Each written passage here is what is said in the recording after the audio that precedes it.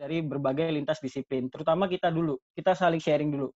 Untuk yang sedang membutuhkan pelatihan keuangan, kita bisa meminta bantuan teman-teman yang expert di bidang itu. Jadi internalnya dikuatkan dulu sebelum keluar.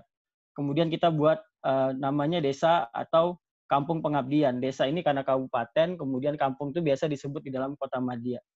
Nah, apa yang menginspirasi kok desa atau kampung ini begitu? Saya ingat sekali Mata Garuda Surakarta itu diajak terlibat dalam webinar begitu, Mas. Dan itu kami menjadi kepanitiaan, kalau tidak salah ingat, jam 11 malam, jam 12 malam, kami harus masih buat poster, kami masih harus buat draft pembicara dan sebagainya. Lalu kenapa kami bisa? Karena ada program. Bukan kami diminta mau buat program apa gitu. Karena Mata Garuda di level kabupaten kota itu masih levelnya koordinator begitu.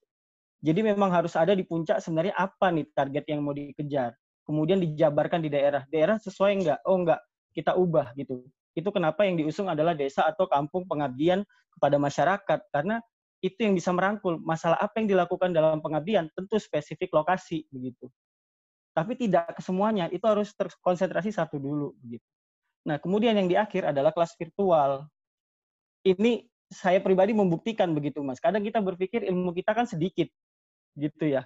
Ilmu kita sedikit. Ternyata kalau dibagikan ada juga yang mendapatkan manfaatnya. Apalagi alumni LPDP yang udah sekolah di mana-mana, yang udah bidang ilmunya banyak sekali, kelas virtual ini bisa menjadi ajang kita memberikan materi secara gratis kepada orang yang lebih banyak begitu.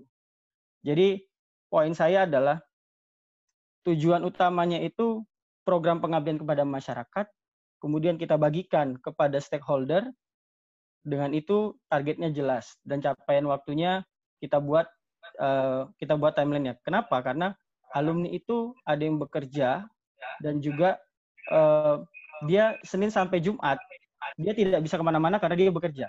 Tapi kalau kita membuat program pengabdian kepada masyarakat melalui surat itu, terima kasih Mbak Yuli, melalui surat itu, melalui kegiatan itu, kita bisa memintakan izin kepada instansinya di waktu tertentu dia melakukan pengabdian.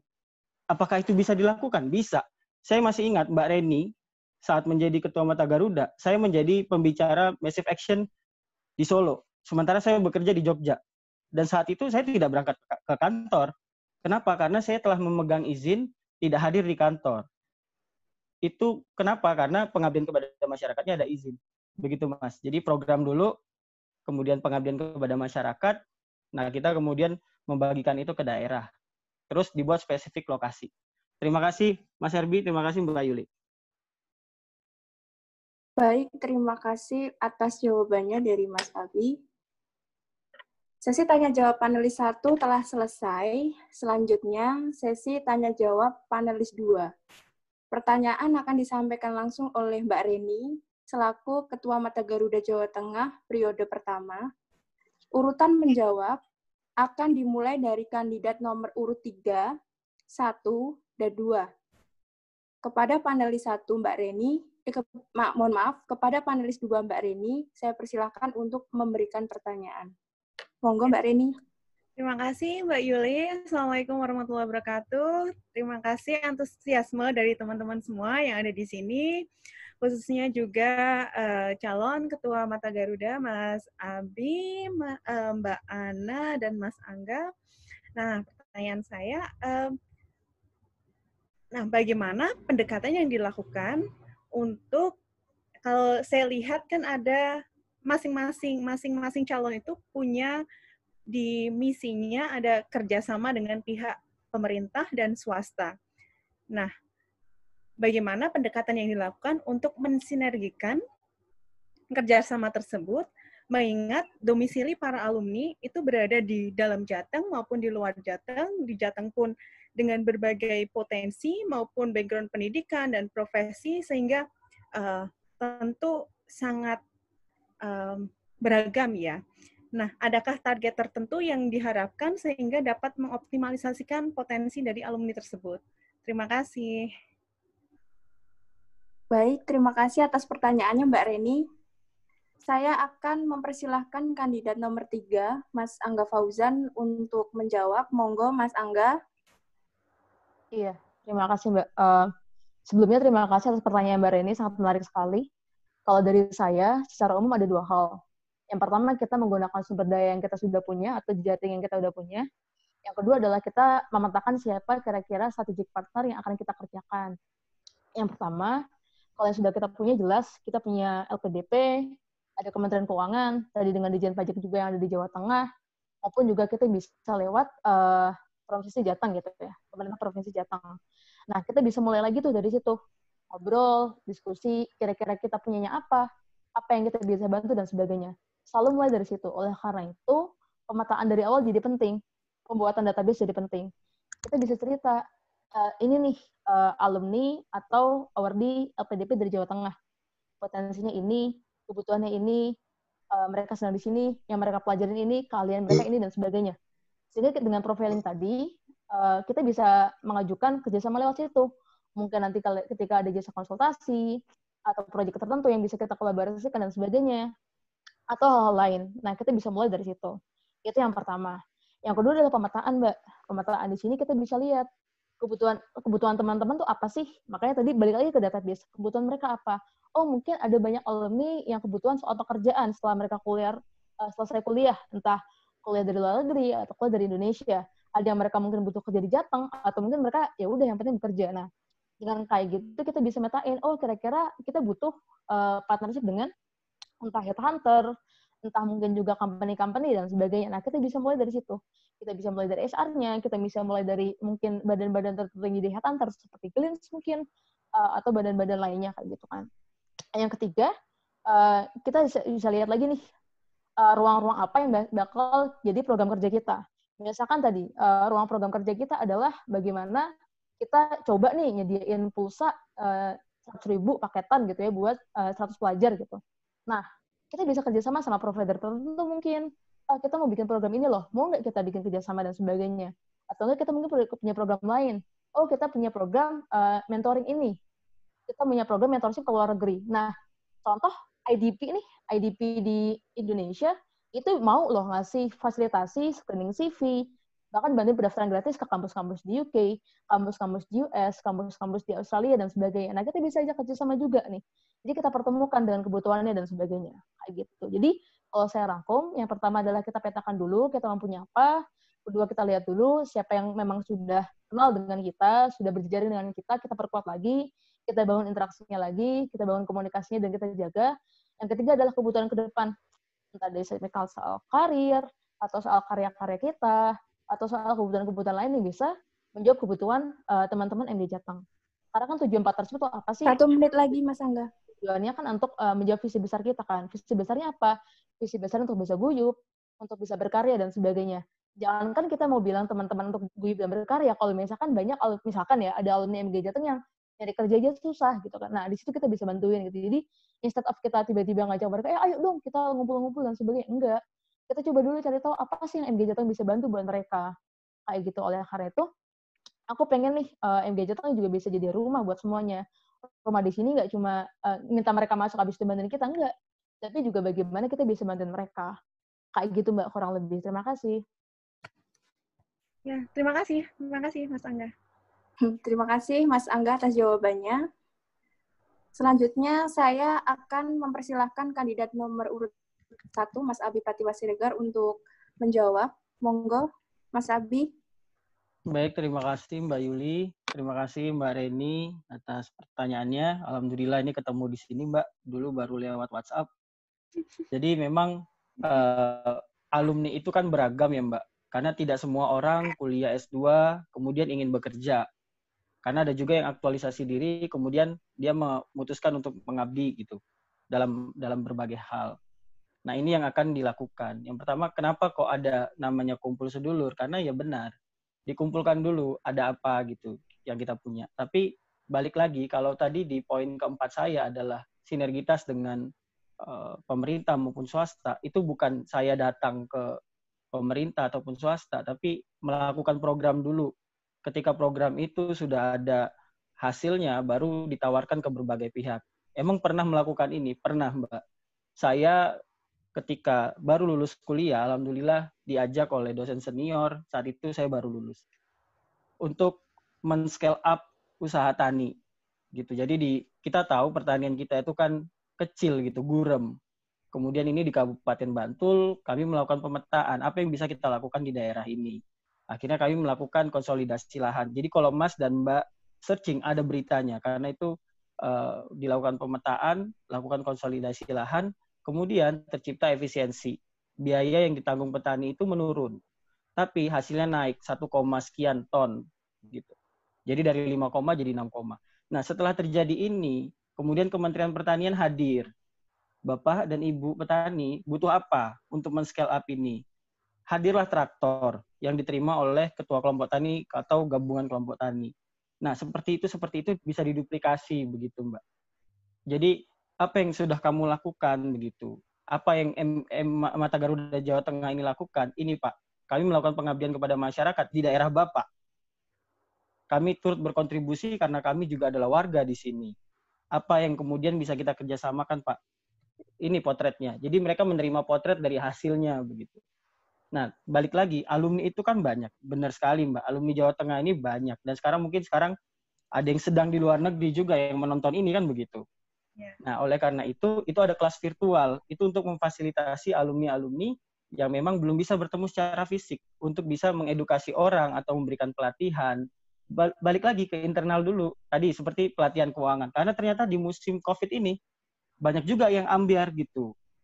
Keuangannya bingung dia mengelola keuangan. Oh, sekarang kok habis duit. Nah, itu kan kita bisa mengedukasi. Baru kita kemudian keluar. Nah, seperti itu Mbak Reni. Terus kalau saya tidak salah dalam menghitung, banyak juga yang alumni kita itu jadi pengajar atau guru atau jadi pegawai dinas. Nah, ini Mbak, pekerjaan-pekerjaan ini itu Senin sampai Jumat nggak bisa diganggu begitu Mbak. Sudah ada dari jam 7 sampai jam 4. Kalau kita kemudian bilang, katanya kamu mau jadi ketua Mata Garuda, harus datang dong di hari Jumat, harus datang dong di hari Kamis. Saya boleh bilang, saya nggak bisa kalau begitu. Tapi itu kenapa saya bilang ada desa dan kampung pengabdian kepada masyarakat. Ketika program itu udah jalan, ini udah clear, legalitasnya jelas, formalnya jelas. Kami Mata Garuda Jawa Tengah mengundang alumni yang saat ini sedang bekerja, kita kirimkan surat undangan itu untuk berbagi inspirasi, untuk mengabdi ke masyarakat. Dan itu legal. Bagi alumni yang bersangkutan, itu merupakan angka kredit. Jadi ada insentif gitu. Ya saya akan tidak diberi uang begitu, tapi diberikan penghargaan dalam bentuk surat izin. Sehingga ketika dia hadir di dalam pengabdian itu, dia tidak was-was. Aduh dipotong nanti nih uang makannya. Enggak. Aduh nanti absen saya anjlok nih. Enggak. Tapi dia clear. Saya di sini bawa surat izin. Saya mengabdi kepada masyarakat. Begitu Mbak Reni, matur nuwun. Ya, sudah habis ya Mas Abi. Oke, Mbak Yuli. Ya, terima kasih atas jawabannya, Mas Abi. Selanjutnya, saya akan mempersilahkan kandidat dengan nomor urut 2, Mbak Ana Nur Hasanah Suryanto, untuk menjawab. Monggo, Mbak Ana. Ya, terima kasih atas kesempatannya dan pertanyaan dari Mbak Reni menarik sekali. Pertama-tama, saya mau mengingatkan diri saya sendiri dan juga ketika awal-awal mendaftar LPDP itu kan pada dasarnya memang wadi LPDP itu dipilih karena mereka tidak hanya pintar secara akademik, tetapi juga memiliki jiwa sosial dan kepemimpinan.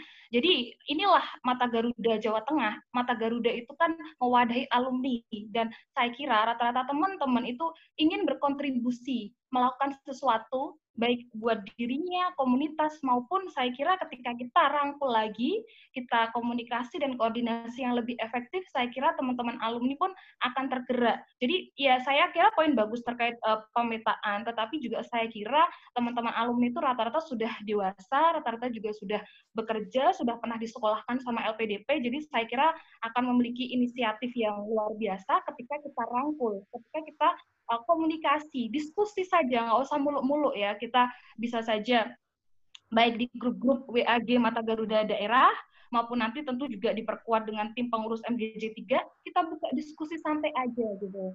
Karena satu, tentu akan ada kegiatan internal yang dipersiapkan dari pengurus MGJ 3 itu sendiri, dan karena dengan kegiatan itu tentu nanti akan merangkul semuanya, namun lebih terstruktur, termasuk juga nanti dari Mata Garuda Pusat, misalnya kan kalau tahun lalu ada Menyapa Indonesia, terus ada WIS Festival, dan tambahan-tambahan kegiatan lain dari MGJ 2 kemarin, misalnya ada kegiatan seminar atau webinar. Nah, itu kegiatan dari internal pengurus yang bisa diflorkan, buka kolaborasi dengan teman-teman secara umum, maupun nanti dengan diskusi efektif kepada teman-teman yang bukan pengurus, alumni yang baik sudah bekerja, punya kesibukan masing-masing, tetapi juga kita menawarkan kolaborasi. Misalnya nih, di grup biasanya kan ada poster, gitu ya. Rata-rata teman-teman juga ada yang menjadi praktisi, dan juga banyak yang jadi dosen, jadi mereka juga sudah punya kegiatan mereka masing-masing, baik di universitas maupun di perusahaannya. Jadi kalau mereka menawarkan untuk kolaborasi, ya tentu sebagai MGJ 3 kita sangat terbuka, sangat senang ketika ada kegiatan eksternal dari teman-teman alumni, meskipun bukan pengurus, tetapi mereka menawarkan untuk kolaborasi. Maka dengan sangat terbuka MGJ 3 sangat senang untuk berkolaborasi. Jadi itu poinnya, ada kegiatan internal baik dari pengurus itu sendiri, ya tentu karena juga apa yang saya tekankan di awal juga, misalnya mentoring dan seminar beasiswa itu kan targetnya secara umum untuk mahasiswa S1, dan saya kira ini juga penting sekali ya, karena adik-adik S1 itu kan pengen seperti kakak-kakak LPDP dapat beasiswa, bisa sekolah ke Australia, ke Inggris seperti Mbak Reni misalnya kayak gitu. Jadi ya tentu tugas kita merangkul lagi, Mbak Ana. Gitu, termasuk masyarakat itu sendiri adalah adik-adik S1 misalnya, dan rata-rata saya kira juga teman-teman alumni MGJ itu juga dosen, akademisi kayak gitu. Jadi itu yang disebut juga stakeholder gitu, nggak muluk-muluk perusahaan. Dan tentu sangat senang jika teman-teman alumni dari perusahaan yang bekerja mungkin di consultant education kayak ADP atau di perusahaan tertentu, jika beliau ada kesempatan atau tawaran kolaborasi, kita sangat terbuka untuk merangkul semuanya. Saya kira seperti itu Mbak Reni, terima kasih semuanya juga. Terima kasih Mbak.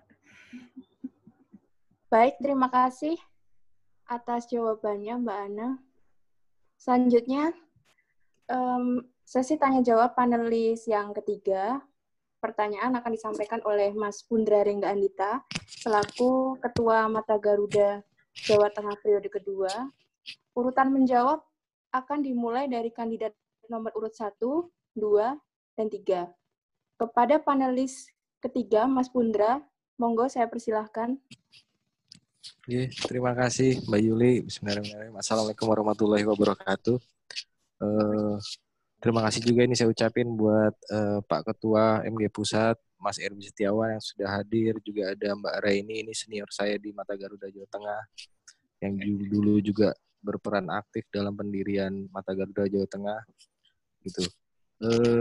Pertanyaan saya simpel ya. Program-program yang dibawakan oleh semua calon ini sangat bagus dan hebat. Saya memahami bahwa sebuah organisasi itu bisa berjalan dan lancar karena dua hal. Yang pertama adalah komitmen, dan yang kedua adalah amunisi. Amunisi dalam hari ini berkaitan dengan kemandirian finansial. Nah, kemandirian finansial ini juga sangat penting dalam pandangan saya untuk bisa menginterpretasikan atau mengimplementasikan program-program kerja dari ketiga kandidat. Saya ingin tahu dari semua kandidat, kemandirian finansial seperti apakah yang akan dilakukan agar semua program-program tersebut dapat berjalan dengan lancar dan sukses sesuai dengan yang telah direncanakan di awal. Kemandirian finansial apakah nantinya hanya akan menitik beratkan pada donasi saja? Jika donasi tentu ini juga akan mempengaruhi citra organisasi. Jika bukan titik beratnya pada donasi saja, apalagi kira-kira kemandirian finansial yang akan teman-teman lakukan. Dan terkait dengan komitmen, kita baru saja punya sekretariat. Jadi saya nyempil sedikit pertanyaan yang anaknya sedikit ini. Dari 3 kandidat ini kan tidak semuanya di Semarang. Yang terjauh, kalau saya lihat dari domisili, ada Mas Angga. Yang terdekat mungkin ada Mbak Ana, juga ada Mas Abi. Nah, kira-kira komitmen dari ketiga kandidat untuk mengunjungi kesekretariatan ini dalam 1 minggu itu berapa kali? Ataukah nanti modelnya hanya model sistem keterwakilan, artinya pengurusnya yang didelegasikan untuk mengunjungi, atau ketuanya juga nanti ada hadir? Jika hadir, kira-kira berapa kali dalam seminggu? Kurang lebih begitu Mbak Yuli dari saya. Terima kasih. Wassalamualaikum warahmatullahi wabarakatuh. Baik, terima kasih Mas Pundra untuk pertanyaannya. Sebelumnya saya ingin menginformasikan, karena banyaknya partisipan yang ingin melihat wajah para kandidat, jika bisa untuk meng-on-kan video, para kandidat Mas Abi dan Mas Angga bisa nggak meng-on-kan video?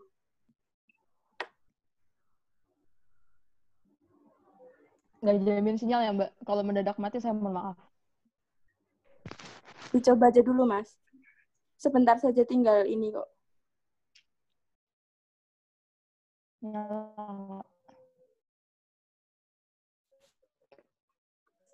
Ya, semoga bertahan. Tadi sempat live juga, ya kan? Oke.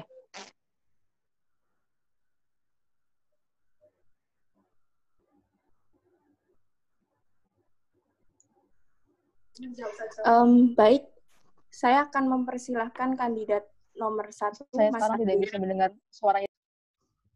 Oh. Halo, untuk Maaf, Mbak pertanyaan bisa di-view di chat juga bagi partisipan maupun kandidat. Oke. Mohon maaf Mbak Yuli dan Mbak hadirin semua. Tadi kita sudah mendengar bahwa Mas Angga juga ketika menyampaikan pemaparan itu suara beliau terdengar putus-putus. Jadi mungkin beberapa saat melihat video, namun ketika off saya rasa itu tidak ada masalah begitu ya. Karena memang begini kondisinya gitu. Seperti yang disampaikan Mas Angga gitu. Something happen and we couldn't tackle gitu. Iya, karena memang partisipan di chat ramai sekali ya pengen kandidat meng-on-kan video. Tapi nggak apa-apa, saya lanjutkan saja kalau begitu. Sama nanti ada sesi foto bareng begitu ya. Ini kan kenangan-kenangan sekali. Iya, gitu. boleh. Nanti di akhir harap tetap stay tune sampai akhir ya. Ya, baik. Kalau begitu, saya persilakan Mas Abi untuk menjawab pertanyaan dari Mas Pundra. Monggo. Baik, terima kasih Mas Pundra. Jadi saya jawab yang terakhir dulu ya Mas. Saya jawab yang terakhir karena itu sedikit banyak kita mengapresiasi bahwa kita punya sekretariat. Dan di saat yang bersamaan kita punya 2 universitas di mana Awardi berada. Ada di Negeri Semarang, kemudian ada di Undip. Nah, memang kedengeran nggak suara saya? Halo? Suara saya kedengeran nggak ya? Kedengeran Mas, kedengeran. Oh iya, matur nuwun. Nah, jadi kita bekerja sama dengan mereka begitu, Mas. Tetap tadi kenapa saya set desa atau kampung pengabdian kepada kampung itu ya, kampung pengabdian. Karena itu adalah celah bagi saya untuk bisa berkunjung ke sekretariat di hari kerja. Begitu. Itu celah bagi saya. Saya membuat program itu adalah untuk memfasilitasi teman-teman yang bekerja Senin sampai Jumat agar bisa hadir di ruangan tersebut begitu. Nah, selain itu, ruangan itu kan tidak boleh idle karena kita sudah dipercaya. Nah, kita coba, saya akan berkunjung ke Semarang karena Solo ke Semarang itu dekat. Begitu ya, naik kereta ada, Jogoswamarkerto juga. Iya. Kita akan diskusi dengan mereka, bisa nggak kalian menjadikan ruangan ini sebagai co-working space? Di sini aja kalian garap tesis, di sini aja kalian garap, kalau disertasi kan senior, saya tidak mungkin bilang kalian gitu ya. Di sini aja Bapak dan Ibu garap disertasi. Begitu. Itu poin komitmennya. Itu celah udah saya buat di program begitu, Mas. Kemudian ada pertanyaan kemandirian finansial. Mas Pundra, saya sengaja banget mencantumkan di riwayat hidup saya, meskipun tidak terlalu menarik begitu ya. Tapi alhamdulillah ketika saya mendapatkan beasiswa LPDP, saya meyakini bahwa tidak selamanya saya bisa memiliki uang dari sini gitu. Sehingga uangnya saya kelola, saya buat usaha. Saya jualan pakaian, Mas. Ini kalau boleh buka baju, saya buka nih. Baju dalaman yang saya pakai itu adalah barang jualan saya sendiri. Saya jualan kaos polos begitu. Nah, kemudian nanti ketika di Mata Garuda ini, saya tidak akan berjualan, Mas. Tapi pengabdian kepada masyarakat saya, itulah yang membantu menjualkan apa yang dimiliki oleh masyarakat. Jadi memang, contohnya saya pakaian. Saya itu tidak memiliki penjahit, tapi saya bekerja sama dengan orang lain yang bisa menjahit. Jadi saya di bagian menjual. Begitu juga untuk Mata Garuda. Namun, tentu saja organisasi ini butuh perputaran. Itu ada iuran. Emang iuran itu mungkin Mas, asalkan kita punya tujuan yang jelas, misinya itu disampaikan dengan semua. Saya terinspirasi oleh koperasi karena studi saya concernnya ke sana. 28 orang mengumpulkan uang tidak terlalu banyak. Lama-kelamaan uang itu semakin banyak karena dibuatkan usaha. Dan semakin ke sini, kalau Mas Mbak terutama yang tinggal di UK, itu ada namanya Rochdale. Koperasi modern pertama di dunia. Dari 28 orang yang tidak punya apa-apa, mengumpulkan uang dari iuran, akhirnya prinsip kooperasinya dipakai di dunia. Begitu, itu untuk komitmen sekretariat dan Kementerian Finansial. Jadi akan ada unit usaha yang dikelola oleh Mata Garuda, namun kita bertumpu 1 pada menit lagi Mas Abi. matur nuwun Mbak Yuli. Kita tekankan bahwa apa usaha yang dimiliki di daerah-daerah, kita bantu untuk mempromosikan. Bayangkan Mas, di grup Mata Garuda aja, itu orangnya ada 223, itu Mata Garuda Jateng 1. Ini ada 3, berarti kurang lebih ada 400-an gitu. Kalau kita bisa penetrasi aja 2,5% untuk membantu menjualkan, berapa banyak yang aware terhadap produk-produk lokal di Jawa Tengah. Di daerahnya Mas Angga itu, Cepogo, itu keunggulannya adalah tembaga. Sampai ekspor, bahkan Bu Sri Mulyani pernah ke sana gitu. Itu di desa saya, Mas, kebetulan. Nah, itu. Tempat saya tinggal sekarang. Nah, itu kan udah terkenal di ekspor, tapi bisa aja orang-orang kita tidak terlalu tahu. Nah, dengan kita ini, kita yang scale up, kita punya produk lokal, tidak kalah loh kualitas ekspor. Mohon maaf Salah 3. sudah habis Mas Abi. Oh, waktunya sudah habis. Terima kasih Iya. Mbak Yuli.